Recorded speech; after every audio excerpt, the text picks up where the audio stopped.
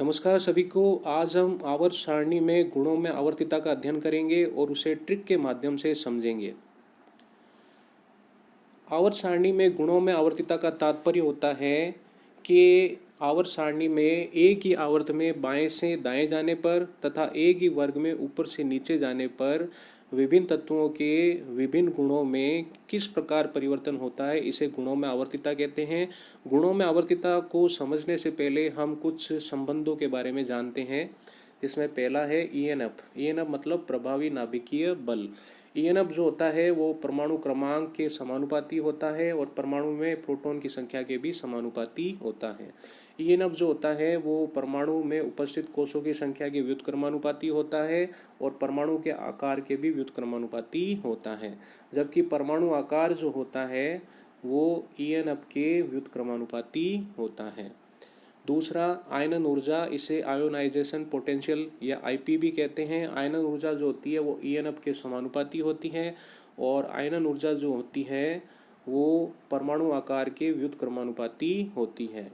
तीसरा है इलेक्ट्रॉन बंधुता। इलेक्ट्रॉन बंधुता जो होती है वो ईएनएफ के समानुपाती होती है और इलेक्ट्रॉन बंधुता जो होती है वो परमाणु आकार के व्युत्क्रमानुपाती होती है। चौथा है धात्विक गुण। धात्विक गुण जो होते हैं वो प्रभावी नाभिकीय बल या ईएनएफ के व्युत्क्रमानुपाती होता है और धात्विक गुण जो होते हैं वो आयनन ऊर्जा के भी व्युत्क्रमानुपाती होते हैं। अधात्विक गुण की बात करें तो अधात्विक गुण ईएनएफ के समानुपाती होते हैं। इसके साथ इलेक्ट्रॉन बंधुता जो होती है उसके भी समानुपाती होते हैं। अभी पहले हमने कुछ शब्दों के बारे में पढ़ा और उन्हें हम समझने का प्रयास करते हैं। सबसे पहले हम ई एन एफ यानी कि प्रभावी नाभिकीय बल, इसके बारे में जानने का प्रयास करते हैं। तो प्रभावी नाभिकीय बल के बारे में जानते हुए, परमाणु जो होता है उसके मध्य में नाभिक होता है और नाभिक में प्रोटॉन उपस्थित होते हैं और प्रोटॉन पर धनावेश होता है और परमाणु में नाभिक के चारों ओर बाह्य कोश पाए जाते हैं। इन बाह्य कोशों में इलेक्ट्रॉन जो होते हैं वो विचरण करते रहते हैं, चक्कर लगाते रहते हैं और इलेक्ट्रॉन पर जो होता है वो ऋणात्मक आवेश होता है। नाभिक में जो प्रोटॉन होते हैं उन पर धनावेश होता है और इलेक्ट्रॉन पर ऋणावेश होता है, इसलिए नाभिक जो होता है वो बाह्य कोश में उपस्थित जो इलेक्ट्रॉन होते हैं उन पर आकर्षण बल लगाता है। परमाणु के नाभिक के द्वारा परमाणु के बाह्यतम कोश में उपस्थित इलेक्ट्रॉन पर लगने वाले प्रभावी आकर्षण बल को प्रभावी नाभिकीय बल कहते हैं, क्योंकि परमाणु के नाभिक के द्वारा परमाणु के जो बाह्यतम कोश में जो इलेक्ट्रॉन होते हैं उस पर जो आकर्षण बल लगता है उसमें से कुछ भाग जो होता है वो परिरक्षण प्रभाव या अन्य कुछ कारकों के द्वारा वो न्यूट्रल हो जाता है। तो परमाणु के नाभिक के द्वारा परमाणु के बाह्यतम कोश या संयोजी कोश में उपस्थित इलेक्ट्रॉन पर जो प्रभावी आकर्षण बल लगता है उस आकर्षण बल को प्रभावी नाभिकीय बल या ईएनएफ कहते हैं। तो ये हमने ईएनएफ के बारे में समझा।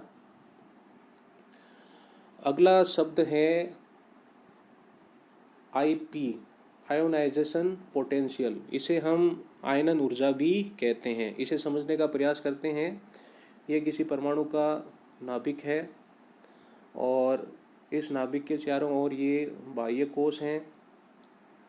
बाह्य कोश में ये इलेक्ट्रॉन जो है वो विचरण कर रहे हैं। अब परमाणु के बाह्यतम कोश यानी कि संयोजी कोश में उपस्थित इलेक्ट्रॉन को परमाणु से मुक्त करने के लिए, परमाणु से अलग करने के लिए जो ऊर्जा खर्च करनी पड़ती है उसे आयनन ऊर्जा कहते हैं। तो किसी परमाणु के बाह्यतम कोश में उपस्थित किसी संयोजी इलेक्ट्रॉन को परमाणु से अलग करने के लिए जो ऊर्जा खर्च करनी पड़ती है उसे आईपी या आयनन ऊर्जा कहते हैं। अगला शब्द है ईए। ये को इलेक्ट्रॉन बंधुता भी कहते हैं। इसे हम समझते हैं। ये परमाणु का नाभिक है और ये नाभिक के चारों ओर ये बाह्य कोश हैं और बाह्य कोश में ये इलेक्ट्रॉन जो हैं वो विचरण कर रहे हैं और इस परमाणु के निकट यहाँ पे एक कोई इलेक्ट्रॉन है। तो परमाणु द्वारा परमाणु के समीप स्थित किसी इलेक्ट्रॉन को आकर्षित करके ग्रहण करने पर जो ऊर्जा मुक्त होती है, जो ऊर्जा मुक्त होती है उसे इलेक्ट्रॉन बंधुता कहते हैं। कहने का तात्पर्य ये होता है कि परमाणु के समीप स्थित किसी मुक्त इलेक्ट्रॉन को परमाणु के द्वारा आकर्षित करके ग्रहण करने पर जो ऊर्जा मुक्त होती है उसे इलेक्ट्रॉन बंधुता कहते हैं। अगला शब्द है धात्विक गुण। धात्विक गुण का तात्पर्य होता है परमाणु द्वारा इलेक्ट्रॉन त्यागने की प्रवृत्ति। जो तत्व या परमाणु जितनी आसानी से इलेक्ट्रॉन त्याग देगा उसका धात्विक गुण उतना ही ज़्यादा होगा। अगला शब्द है अधात्विक गुण। अधात्विक गुण का तात्पर्य होता है इलेक्ट्रॉन ग्रहण करने की प्रवृत्ति। यानी कि जो तत्व या परमाणु के बाहर स्थित किसी इलेक्ट्रॉन को जितना ज़्यादा आकर्षित करेगा, जितना ज़्यादा आसानी से उसे ग्रहण कर लेगा, उस तत्व का अधात्विक गुण जो होगा वो उतना ही अधिक होगा। अगला शब्द है संयोजकता।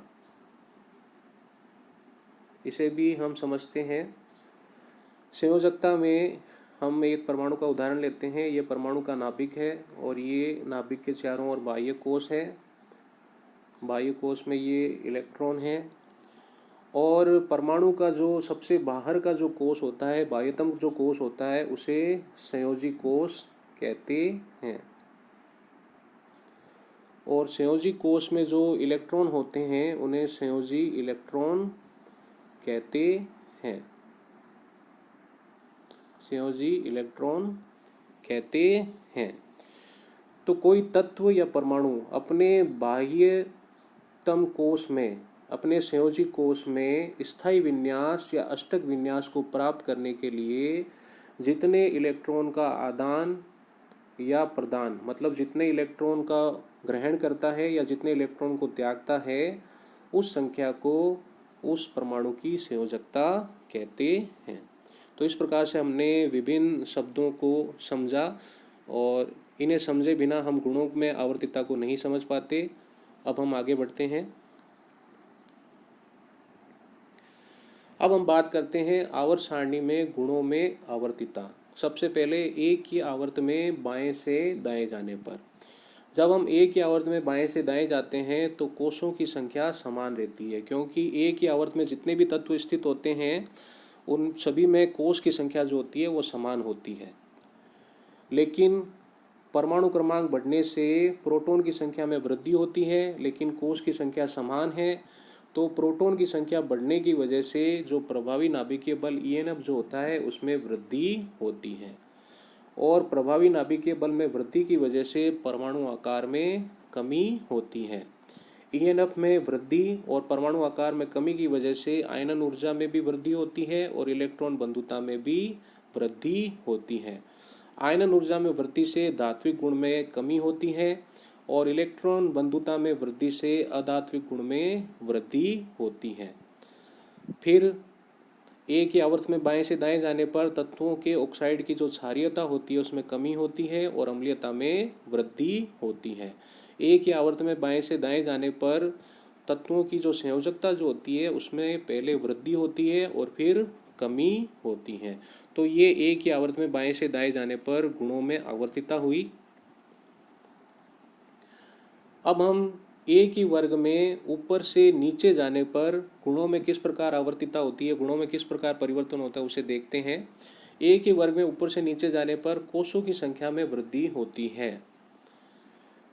अब प्रोटॉन की संख्या, परमाणु क्रमांक बढ़ने से प्रोटॉन की संख्या में वृद्धि होती है, लेकिन ए की वर्ग में ऊपर से नीचे जाने पर कोषों की संख्या में भी वृद्धि होती है। तो कोषों की संख्या में जो वृद्धि होती है उसका प्रभाव ज़्यादा होता है प्रोटॉन की संख्या बढ़ने की तुलना में, जिसकी वजह से प्रभावी नाभिकीय बल जो होता है उसमें कमी होती है। प्रभावी नाभिकीय बल में कमी की वजह से तत्वों के परमाणु आकार में वृद्धि होती है, और ईएनएफ में कमी और परमाणु आकार में वृद्धि की वजह से आयनन ऊर्जा में भी कमी होती है, इलेक्ट्रॉन बंधुता में भी कमी होती है। और आयनन ऊर्जा में कमी की वजह से धात्विक गुण में वृद्धि होती है, इलेक्ट्रॉन बंधुता में कमी की वजह से अधात्विक गुण में भी कमी होती है। और ए के वर्ग में ऊपर से नीचे जाने पर तत्वों के ऑक्साइड की क्षारीयता में वृद्धि होती है और अम्लीयता में कमी होती है। और ए के वर्ग में ऊपर से नीचे जाने पर संयोजकता में कोई परिवर्तन नहीं होता, क्योंकि ए की वर्ग में उपस्थित सभी तत्वों के बाह्यतम कोश में, संयोजी कोश में इलेक्ट्रॉन की संख्या समान होती है, जिससे उनकी संयोजकता भी समान रहती है। तो इस प्रकार से हमने आवर्त सारणी में गुणों में आवर्तिता को ट्रिक के माध्यम से बहुत ही आसानी से समझा। जय हिंद, जय भारत, धन्यवाद।